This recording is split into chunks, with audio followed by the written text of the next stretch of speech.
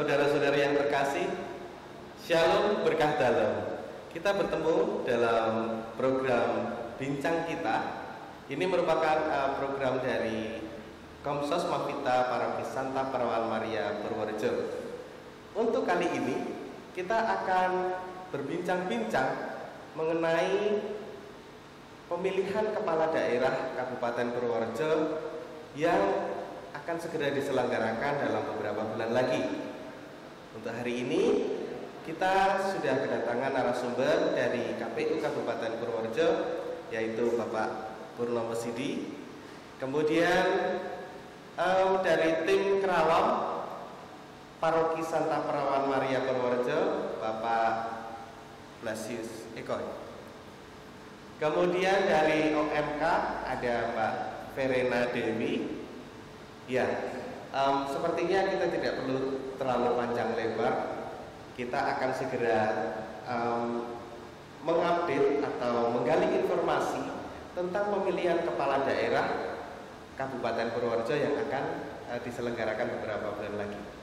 Kita langsung ke narasumber. Mas Pur, saya kok kalau panggil Pak rasanya kurang. Baik, Mas Purnomo, dari KPU ini yang pertama perlu kita ketahui, tahapan-tahapan dalam pemilihan kepala daerah itu apa saja?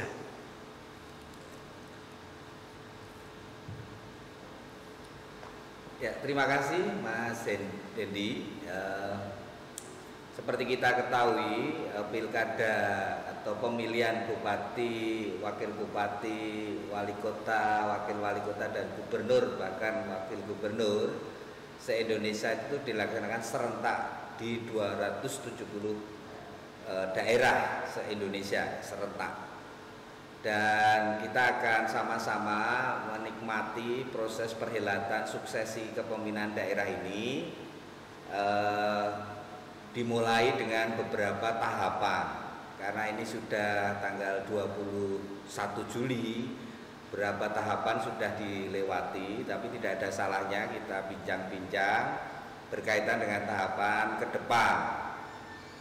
Di Kabupaten Purworejo sendiri saat ini sudah memasuki tahapan pemutakhiran data pemilih, yang kebetulan bersamaan dengan itu kita juga ada tahapan penyerahan syarat dukungan untuk calon perseorangan. Ini untuk calon atau bakal pasangan calon bupati dan wakil bupati Purworejo yang bukan melalui partai politik. Ya, jadi Purworejo unik di Jawa Tengah, dari 21 kabupaten kota yang melakukan pilkada, hanya 2 kabupaten kota yang melakukan ada yang melakukan pendaftaran melalui jalur perseorangan atau independen, yaitu di Purworejo dan Kota Solo. Jadi hanya ada 2 yang pasangan atau bakal pasangan calon yang mendaftar ataupun melalui proses verifikasi ini hanya di Purworejo dan Kota Solo. Nah, ini proses yang sedang berjalan. Kemarin baru saja rekap verifikasi faktual, karena calon perseorangan ini kan harus menyerahkan syarat dukungan. Kalau di ketentuan Undang-Undang 10 maupun di PKPU disebutkan kalau mau maju lewat calon perseorangan harus memenuhi ketentuan syarat dukungan dan sebaran. Salah satunya adalah ketentuan dukungan itu 7,5% dari jumlah pemilih dalam DPT. Padahal jumlah pemilih DPT di Purworejo itu kan 614.611. Kalau kali 7,5% itu kan 46.096. Berarti kalau ada yang mau maju lewat pasangan perseorangan harus mengumpulkan dukungan berupa KTP elektronik sejumlah 46.096. Nah, itu cukup luar biasa. Dan kemarin dari verifikasi sudah kita jalankan. Sebarannya kan harus ketentuannya 50+1. Kalau di Purworejo ada 16 kecamatan, berarti 50+1-nya ada di 9 kecamatan. Lalu kembali ke tahapan mutarlih tadi, pemutakhiran data wilayah ini sudah proses coklit atau pencocokan dan penelitian. Karena untuk memastikan data pemilih itu kredibel dan akuntabel, data dari pemilih sebelumnya harus dicocokkan dan diteliti lagi. Maka kita mengerahkan sebanyak 1900 PPDP, petugas pemutakhiran data pemilih yang sekarang terjun ke lapangan sampai tanggal 13 Agustus nanti, dari tanggal 15 Juli kemarin, hampir 1 bulan penuh, untuk memastikan apakah daftar mereka itu masih valid enggak. Makanya dicek sampai satu persatu daftar nama di masing-masing KK, dicek apakah betul masih di situ dan sebagainya. Itu untuk memastikan pemilih masih ada di daftar pemilih di lama. Itu tahapan mutarlih. Masih nanti ada lanjutan lagi. Setelah mutarlih ini ada tahap pencalonan, yaitu yang dari partai juga mulai daftar. Itu kan tanggal 4 sampai 6 September. Itu partai politik yang punya pasangan jago ya, jago pasangan calon untuk diajukan baru mendaftar ke KPU. Baru daftar ke KPU 4 sampai 6 September. Maka banyak yang keliru tanya, "Mas sing jagone sopo?" Lah kalau kami dari KPU kan belum tahu, karena daftarnya resmi KPU baru tanggal 4 sampai 6 September. Nah, tapi yang perseorangan nanti bareng-bareng dengan yang dari partai itu tanggal 4 sampai 6 ke KPU. Kalau sudah daftar nanti tanggal 23 September ditetapkan sebagai calon pasangan bupati dan wakil bupati. Nah, setelah itu 3 hari kemudian kampanye sampai tanggal 26 kalau nggak salah, 26 September, 3 hari setelah itu 26 September itu kampanye sampai masa tenang di 5 Desember. Nah, 5 Desember masa tenang 3 hari, kemudian baru pemungutan suara tanggal 9 Desember 2020. Kira-kira itu dulu, nanti kalau banyak nanti bisa sambil tanya jawab. Gitu Mas Denny. Oke, terima kasih Mas Pur. Ini kita punya pemilih pemula ini. Baik, Ren, gimana rasanya ini ketika akhirnya kamu punya kesempatan nih, untuk menggunakan suara hak pilihmu, ya kan, dalam memilih pemimpin di tingkat kabupaten.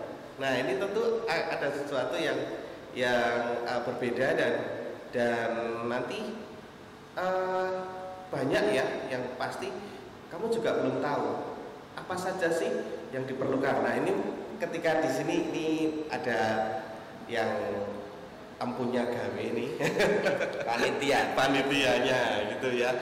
Silakan tanyakan apa saja yang ingin kamu tanyakan. Nih, saya kan sebagai pemilih pemula ya, mau tanya syarat untuk jadi pemilih itu apa aja. Terus sebagai generasi muda kan saya sendiri belum tahu kan, maksudnya itu partai politik tuh gimana dan bagaimana. Kan biasanya ada calon satu didukung oleh beberapa parpol lah, itu bagaimana pembagian partai politiknya, itu yang saya sampai sekarang masih bingung. Ya.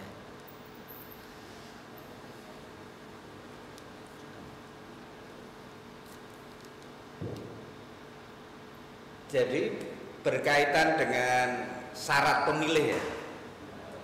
Kalau kita bicara regulasi atau dasar hukumnya kan ada di peraturan KPU tentang penyusunan data dan daftar pemilih. Itu ada 2 PKPU tahun 2017 nomor 2 dan nomor 19 tahun 2019. Di situ disebutkan kalau syarat sebagai pemilih itu ada, yang pertama ada 6 itu. Yang pertama harus WNI ya. Yang kedua umurnya harus 17 tahun atau sudah kawin. Bahasanya sudah kawin, bukan sudah nikah. Ya? Ketentuannya, aturannya bilangnya sudah kawin. 2 ya. WNI umurnya 17 tahun atau sudah kawin, berdomisili di daerah pemilihan. Kalau di Purworejo ya berarti harus berdomisili di Purworejo, dibuktikan dengan KTP elektronik. Nah, yang keempat, jika tidak punya KTP elektronik, ini kan pemula ya, berarti dia bisa menggunakan surat keterangan yang dikeluarkan oleh Disdukcapil Kabupaten Purworejo. Harus dengan surat keterangan, berarti Rena harus rekam dulu Kalau nggak rekam nggak bisa dapat surat keterangan. Nanti misalkan umurnya kan berarti harus pada tanggal 9 Desember 2020 pas 17 tahun. Kalau tanggal 9 Desember 2020 masih 16 tahun nggak bisa. Berarti orang-orang atau anak-anak muda yang lahir di 2003 ya toh, bulan Desember tanggal 9 berarti sudah 17 tahun pada saat pemungutan hari itu, hari pemungutan suara. Tadi sudah ya surat keterangan yang keempat. Kemudian yang kelima itu dia juga tidak dicabut hak pilihnya. Kan ada juga orang-orang tahanan politik yang hak politiknya dicabut, itu nggak bisa. Kemudian yang terakhir, bukan sebagai anggota TNI atau Polri. Jadi untuk pertanyaannya Rena itu tadi, ya kalau sebagai pemilih pemula pastikan tanggal 9 Desember 2020 umur saya sudah 17 tahun. Itu yang pasti. Kalau oh iya saya sudah 17 tahun, berarti saya harus rekam KTP. Nah, rekam itu menjadi syarat untuk mendapatkan surat keterangan yang dikeluarkan di Dukcapil. Itu kalau bicara tentang syarat pemilih.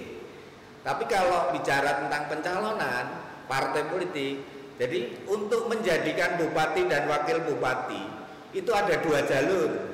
Yang pertama itu jalur perseorangan yang tadi saya di awal sebutkan, lewat KTP tanpa partai. Yang kedua lewat partai politik. Kalau lewat partai politik ada ketentuannya. Partai yang boleh mencalonkan syaratnya seperti apa? Di Purworejo ini kan hanya ada 10 partai yang duduk di anggota dewan dari 16 partai yang terdaftar. Nah, dari 10 itu syaratnya memajukan jadi pasangan calon harus punya 20% kursi di anggota dewan kita. Contoh partai A punya kursi 9, padahal di Purworejo total dewan itu kan 45 orang, 45 kursi. 20%-nya dari itu berarti 9. Partai yang punya kursi anggota dewan di sana 9 atau ke atas dari 9 otomatis bisa langsung mencalonkan bupati dan wakil bupati. Tetapi kalau partai itu di bawah 9 kursi, dia harus berkoalisi, bergabung dengan partai lain supaya angka kursinya menjadi 9. Itu salah satu syarat untuk mencalonkan lewat partai. Tidak bisa lewat kursi, bisa dengan 25% dari akumulasi suara. Jadi nggak cuma dari kursi, tapi suara pemilu kemarin 25%-nya terpenuhi, dia bisa mewakilkan, mengajukan pasangan calon. Tapi partainya harus partai yang duduk di parlemen. Kalau partai itu nggak duduk di DPRD, dia punya suara, tapi dia nggak bisa mengusulkan.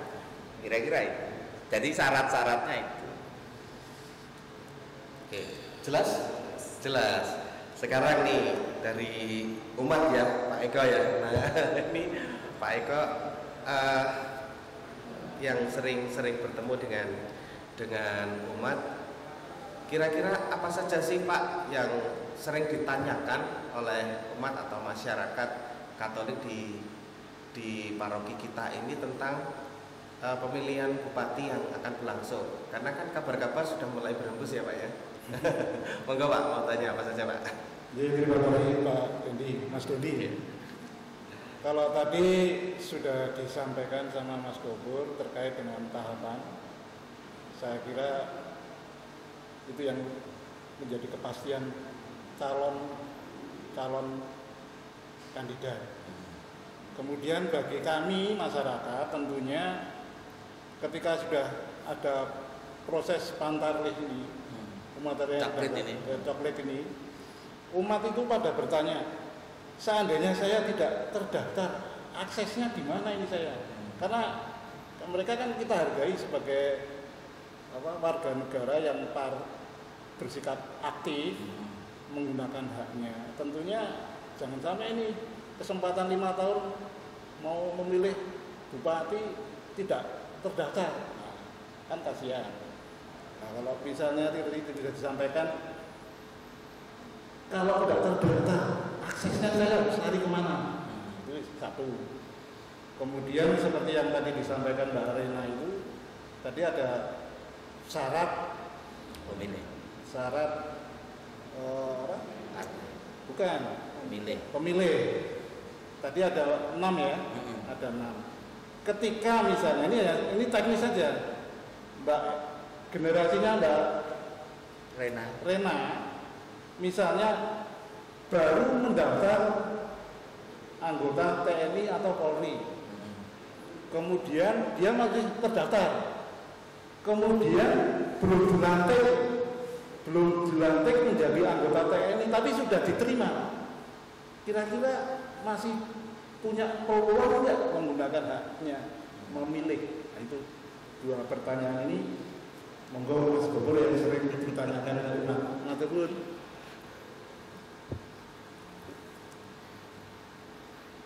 Ini pertanyaannya Pak Eko itu berat. Kelas berat ini. Jadi yang pertama berkaitan jika misalkan, dan ini keprihatinan kita, karena KPU sebagai penyelenggara harus memastikan setiap hak politik masyarakat. Nah, bahwa pada prakteknya beberapa pemilu atau pemilihan kepala daerah yang lalu banyak yang kejadian tidak terdaftar, tentu harus melalui proses perbaikan-perbaikan. Nah, pada proses coklit yang sekarang, pencocokan dan penelitian, data awal KPU itu kan dari Kemendagri berupa DP4, potensial pemilih, yang disinkronisasi, yang kemudian muncullah data pemilih kalau di kita adalah dalam bentuk AKWK, daftar pemilih itu. Nah, petugas pemutakhiran data pemilih ini yang kemudian memastikan daftar itu dicek satu-satu seperti yang saya sampaikan. Nah, pertanyaannya Pak Eko tadi, misalkan ada warga yang jelas memenuhi syarat sebagai pemilih, kemudian kok tidak masuk di daftar pemilih, kan itu gunanya coklit. Lalu dia punya hak, dia bisa kemudian menanyakan kepada PPS setempat, Pak, saya sebenarnya umur saya sudah 17 tahun ke atas, tetapi saya kok tidak masuk di daftar pemilih. Tentu namanya coklit ini kan ujungnya adalah daftar pemilih sementara. Nah, proses coklit ini nanti keluarnya dokumennya adalah daftar pemilih sementara, belum pemilih tetap. Nah, proses masukan dan koreksi itu di dalam daftar pemilih sementara itu terjadi. Pertanyaannya yang kadang susah itu orang yang tidak tahu padahal memenuhi syarat diem saja. Ada. Nah, itu yang kita agak kesusahan. Tetapi kalau dengan coklit saya kira Pak RT RW karena dilibatkan, dia tahu betul penduduk-penduduk yang ada di situ. Kalaupun terjadi ada yang tidak terkoreksi di situ, kalau nanti Pak Eko kebetulan jadi Pak Ketua RT ini ya, nah bisa kemudian mewakili warga itu untuk datang ke PPS Pak Eko. Ini warga saya kok nggak terdaftar, karena nanti efeknya tidak bisa memilih. Nah, nanti PPS itu kemudian memasukkan di dalam dokumen AAKWK atau daftar pemula bahwa ini harus ditambahkan nama ini. Nah, kadang sudah jadi daftar pemilih tetap pada tanggal 6 sampai 19 Oktober besok kan DPT, itu baru lapor sudah ada di DPT. Tapi itu masih ada peluang nanti dia menjadi daftar pemilih tambahan yang pada saat mencoblos dia hanya membawa KTP elektronik 1 jam sebelum jam 1. Itu masih ada. Jadi semua dijamin untuk meskipun belum terdaftar dia masih punya hak untuk memilih di hari H. Kemudian yang pertanyaan, misalkan ada anggota TNI atau calon kemudian diterima, kalau dari kita kan berdasarkan secara legal formal Mas Eko. Misalkan dia umurnya berarti kan belum punya KTP ya. Nah, kalau belum punya KTP sudah rekam misalkan, kan dia mesti daftar ABRI atau sudah? Sudah punya KTP. Oh, sudah punya KTP. Oke, kalau sudah punya KTP berarti daftarnya di situ kan ada statusnya. Ketika ada statusnya, gunanya coklit ini adalah memastikan. Nah, biasanya kasus seperti ini ditemui oleh kepala keluarga, dia menyampaikan, "Oh Mas, iki sesuk dilantik jadi anggota TNI yang otomatis gugur di poin 7 tadi, di poin 6 tadi." Nah, ini kan proses DPS dan DPT masih sampai Oktober, Mas.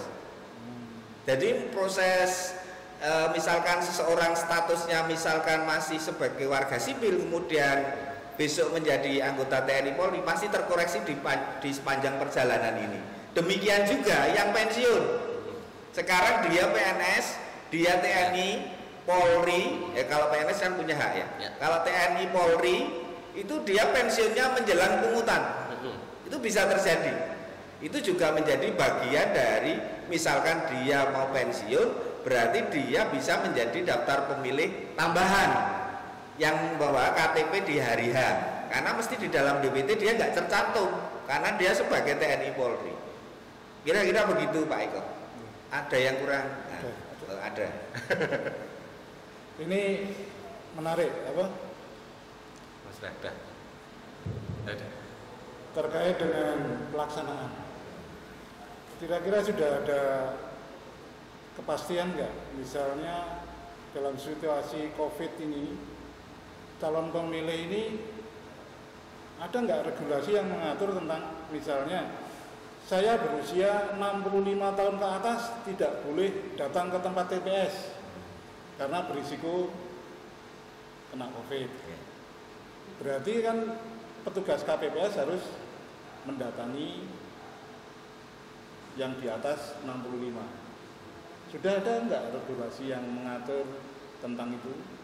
Terus kesiapan dari penyelenggara tentunya terkait dengan APD sejauh mana? Langsung ya.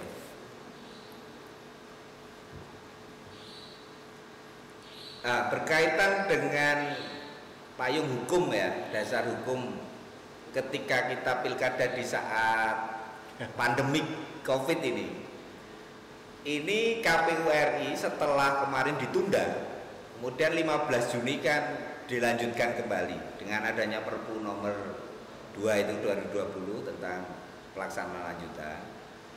Pada 15 Juni itu semua proses dilanjutkan. Dan KPU mengeluarkan satu PKPU tentang tahapan yang baru karena mengubah semua jadwal. Yang tadinya kan pemungutan 23 September, maka diubah menjadi 9 Desember. Maka PKPU-nya dirubah. Produk kedua dari peraturan KPU adalah PKPU tentang pemilihan bupati, wakil bupati di masa pandemi. Ada sudah payung hukum itu. Nah, di dalam PKPU 6 yang mengatur tentang protokol kesehatan, seperti yang ditanyakan Pak Eko, itu muncul. Langsung saja misalkan pada saat pemungutan suara ini, besok pada saat pemungutan suara itu pemilih disarankan membawa masker. Ewodene, nah ini ewodene ya, ewodene nggak membawa masker, KPU menyiapkan masker. Yang pertama. Yang kedua, sebelum memasuki tempat TPS, TPS-nya mesti didesinfektan dulu. Kemudian disiapkan air dan cuci tangan dengan sabun, sehingga sebelum masuk dia harus cuci tangan. Dan disarankan lagi membawa alat tulis, karena nanti kalau gonta-ganti beresiko. Tetapi nah ini ini lagi, namanya pemilih kan nggak bisa mudah diwajibkan, nggak bawa ya nanti kita siapkan. Kemudian pada saat mau memasuki TPS itu harus di termogan, pengukur suhu. Ini di pandemik Pak Eko di PKPU kalau suhunya 37,3 itu harus dipisah. Dipisah itu maksudnya tetap mendaftar dulu di KPPS depan, tetapi diarahkan ke TPS sampingnya tempat TPS. Kalau di pandemik loh, 37,3, oh berarti dia nggak bisa noblos di kotak TPS yang disiapkan. KPU disarankan sudah membuat TPS alternatif di sampingnya. Itu bisa membawa mengajak pendamping dan sebagainya. Kalau sudah, kemudian dia duduknya kalau dulu satu TPS itu 25 orang. Kalau sekarang disesuaikan, yang penting berjarak 1 meter. Setelah masuk, nanti nyoblosnya itu pakai sarung tangan. Alat coblosnya cuma satu, tapi dia menggunakan sarung tangan. Jadi setiap pemilih mau masuk diberi sarung tangan sekali pakai. Terus bukan alat coblosnya yang isunya paku banyak itu enggak, tetapi sarung tangan yang kita siapkan. Terus nanti TPS-nya pakai alat coblos, keluar dia dilepas sarung tangannya, dibuang di tempat sampah. Langsung. dan tidak mencelupkan salah satu jari di dalam alat celup seperti biasa tinta itu enggak. Itu nanti pakai tetes. Itu menghindari alat celup menjadi jemaah bersama-sama. Nah, maka ditetes. Nah, baru ya ditetes kan berarti hanya satu orang gitu. Baru keluar. Kira-kira itu situasi yang berkaitan dengan TPS. Nah, kalau berkaitan umur memang di dalam PKP pandemi enggak diatur. Misalkan umur misalkan harus ini enggak bisa. Tetapi jika ada pemilih yang misalkan di rumah sakit atau dia kemudian di tahanan itu isolasi mandiri. Ya tapi dia belum COVID. Kalau yang kena COVID yang dirawat di rumah sakit itu kita sudah kerjasama nanti dengan rumah sakit. Jam 12 menjelang berakhirnya tanggal pemungutan suara kan terakhir jam 1 siang. Jam 12 itu petugas KPPS di TPS terdekat misalkan kalau di sini Doplang ya ke rumah sakit datang 2 orang disaksikan panwas, terus dari itu petugas medis juga mendampingi. Nah, yang datang itu ya nanti dari salah satunya adalah petugas medis. Itu salah satu protokol. Jadi bagi teman-teman yang sudah COVID itu memang ada perlakuan khusus, tidak kemudian serta-merta. Coklit ini semua pakai face shield. Ini petugas kita PPDB ini, Pantarlih ini pakai face shield, masker, pakai sarung tangan. Itu diatur yang itu. Nanti petugas KPPS juga sama, Pak Eko. Dia harus pakai face shield. PCR enggak? Tes PCR. Enggak. Pakai face shield, pakai masker dan pakai sarung tangan. Ini kan baru saja saya dapat info dari Kepala Dinas Kesehatan kalau rapid kan ditiadakan. Ini info Kemenkes dari Kemenkes, tidak ada rapid tapi langsung PCR. Jadi itu kira-kira. Itu Pak Eko. Kembali ke Rena. Ya. Barangkali ada yang ditanyakan lagi, Ren. Karena kan ini sehubungan dengan mungkin kamu atau teman-teman mungkin ada yang sekolah di luar kota ya, dan bisa jadi karena kita tidak tahu apa yang akan terjadi ke depan. Bisa jadi Desember sekolah sudah kembali seperti biasa atau bahkan ya tetap belajar di rumah. Kita kan tidak tahu. Tapi barangkali ini juga sempat menggelitik. Gimana, Ren? Silakan tanyakan aja. Tanya aja sih, gimana kok misalnya aku kan sekolahnya di luar kota. Waktu tanggal 9 Desember itu saya belum bisa balik ke Purworejo itu, apakah hak pemilihannya tuh saya gugur atau bagaimana gitu loh. Ya. Ini luar kota dan asrama ya. Ini bedanya pemilu Ya. dengan pemilihan bupati. Oh ya. Kalau pemilu itu skalanya nasional. Betul. Kalau pemilu presiden misalkan berarti seluruh yang nyoblos di wilayah Indonesia bisa pindah, kayak Rena itu bisa nyoblos di Magelang. Tetapi kalau ini pemilihan bupati ya harus di Purworejo. Kan kecuali kalau legislatif dapilnya sama boleh lah nyoblos di sana. Tapi ini kan pemilihan bupati harus di Purworejo. Orang yang punya KTP Magelang kalau pilek kan bisa karena satu dapil. Tapi kalau di sini pemilihan bupati ya orang yang berdomisili di Purworejo yang punya hak pilih. Jadi khusus untuk teman-teman yang besok misalkan sekolah itu kan ada ketentuannya di dalam PKPU tentang pemutakhiran. Boleh pindah memilih dalam keadaan tertentu. Misalkan bukan di Magelang lah misalkan, tetapi karena ini harus di Purworejo, misalkan dari kecamatan Purworejo ke Kutarjo, ini kan istilahnya pindah memilih karena skupnya kan Purworejo. Pindah memilih itu hanya bisa dilakukan dalam keadaan tertentu. Yang pertama, dia dalam rangka menjalankan tugas pada saat hari pemungutan suara 9 Desember. Dia boleh, misalkan Pak Eko di Pelausan di Purworejo, karena menjalankan tugas di Kutoarjo pada harian, dia bisa pindah memilih di TPS yang dituju, bukan di domisilinya. Itu yang pertama, menjalankan tugas. Yang kedua, dia menjalani rawat inap di rumah sakit atau puskesmas. Kan nggak mungkin pulang. Itu dan penunggunya lah, keluarga yang menunggu itu boleh nyoblos di rumah sakit. Nah itu yang kedua. Kemudian dia juga sebagai atau menjalani sebagai tahanan, baik di rumah tahanan maupun di lembaga pemasyarakatan. Itu berarti kan dia nggak pulang, asal orang Purworejo dia nyoblos di lapas, itu ada TPS lapas nanti. Kemudian yang keempat, dia pindah domisili, sudah pindah di sini atau pindah di kecamatan lain boleh dia nyoblos di situ. Kemudian sedang proses belajar, dapat tugas belajar. Itu misalkan dari kecamatan sini pindah sana, bukan ke Magelang, lagi-lagi dapilnya Purworejo. Itu bisa menggunakan istilahnya A5 kalau di KPU, tanda pindah milih, surat pindah milih. Atau yang terakhir karena ada bencana. Jadi sebenarnya boleh kok, banyak yang kemarin 2015 pilkada itu orang yang dari kecamatan lain pindah ke sini. Ada dokter misalkan kebetulan tugasnya di sini pas hari H nggak bisa, ya dia noblosnya di kecamatan yang bukan atau di tempat asalnya. Asal membuat A5 itu bisa lapor ke KPU, bisa lapor ke PPS asal, kemudian nanti di kita dicoret dapat A5 pindah sini. Itu ada mekanismenya. Saya kira itu Mas Dendi, Rena. Baik, terima kasih. Satu lagi barangkali pertanyaan kalau Pak Eko masih ada sebelum kita tutup ya. Moga Pak.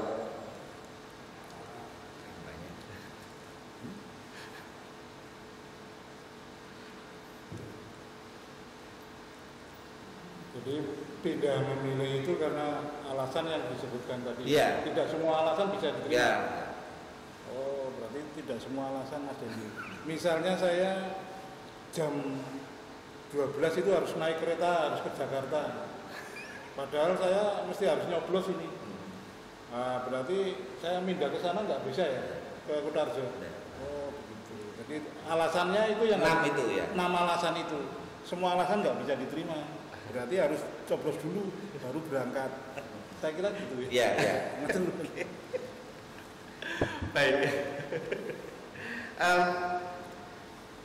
Saya kira barangkali pertanyaan bisa berkembang seiring dari perkembangan tahapan pemilihan kepala daerah ini.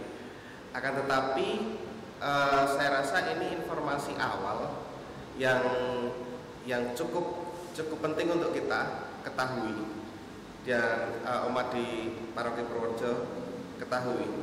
Nah, barangkali yang terakhir sebelum saya tutup ini, apa sih saran masukan dari KPU Kabupaten Purworejo kepada umat Katolik di Paroki Santa Peran Purworejo terkait dengan penyelenggaraan pemilihan kepala daerah tahun 2020 ini? Ya, pemilihan bupati dan wakil bupati Purworejo 2020 ini kan serentak seperti yang tadi saya sampaikan. Nah, karena kita ini warga Katolik ya, kalau istilahnya Sugio Pranoto kan 100% Katolik, 100% Indonesia. Apalagi buat Mbak Reni yang masih muda, generasi milenial ini menjadi pertaruhan dalam perubahan paradigma berpolitik. Karena selama ini istilah high cost politik di dalam pemilu kada atau pemilihan bupati ini selalu identik. Jadi selalu pemilihan itu identik dengan high cost politik, artinya biaya tinggi, ya, high cost politik. Kalau generasi milenial, utamanya orang UMK, bisa memberi warna di dalam diskursus atau wacana-wacana publik bahwa generasi muda itu menjadi agen perubahan terhadap wacana paradigma politik yang usang dan kemudian bisa menjadi bagian dari memartabatkan politik dalam arti yang sesungguhnya. Saya kira ini tantangan buat anak-anak muda Katolik ke depan, karena memang orang-orang generasi milenial atau generasi Y ini yang lahir tahun 84-an ke sana ini kan sudah mengenal ilmu teknologi, perkembangan teknologi dia sangat menguasai. Kekuatan kemajuan informasi teknologi harus dipakai untuk mengubah situasi ini. Karena teman-teman yang 84, 86, 83 sama saya 73 udah agak ketinggalan dalam percepatan arus informasi ini. Nah, kalau teman-teman muda OMK bisa mengambil peran itu, saya kira penting yang pertama. Yang kedua juga tentang maraknya money politik ya. Tentu anak-anak muda bisalah bukan karena duit tetapi karena idealisme teman-teman muda ini untuk membelokkan arah yang sebenarnya bisa diperbaiki. Dan pada warga Katolik secara umum ya gunakan hak pilihnya, karena kita warga Katolik pasti akan dibaca banyak pihak untuk menguji kita sebagai warga negara yang baik, yang mempunyai hak politik, hak pilih yang dijamin Undang-Undang Dasar 45 untuk bisa menjadi bagian penting dalam berbangsa dan bernegara. Saya kira itu saja Mas Denny. Baik, tidak terasa sudah 30 menit lebih ya. Terima kasih Mas Purnomo, Pak Eko, Rena.